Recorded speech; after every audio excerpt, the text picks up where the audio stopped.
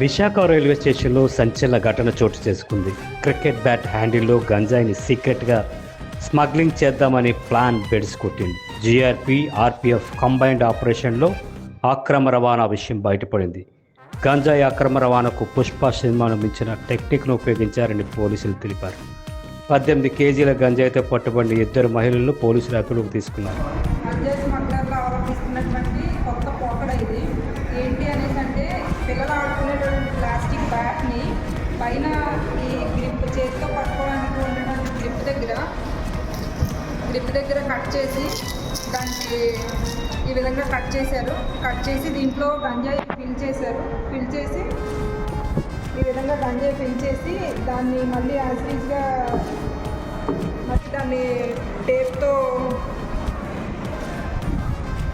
గంజాయి ఫిల్ చేసి ఏదైతే కట్ చేసిన భాగం ఉందో దాన్ని మళ్ళీ టేప్తో ఈ విధంగా కవర్ చేసి ఈ టేప్ చుట్టబడింది మనకు అనుమానం రాకుండా ఉండడం కోసం ఎలాస్టిక్ గ్రిప్ అనే దాన్ని దీనిపైన కొలవడం జరిగింది.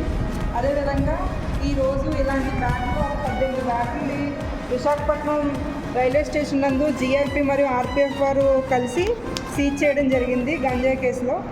ఈ బ్యాట్ నందు ఉన్నటువంటి బిల్ చేసినటువంటి గంజాయి బయటికి తీయగా సుమారు ఒక 1/2 కేజీ వరకు రావడం జరిగింది. బ్యాట్ ఒక 1/2 కేజీ, ఇది ఒక 1/2 కేజీలా రావడం జరిగింది. ఈరోజు ఇవన్నీ సీజ్ చేయడం జరిగింది.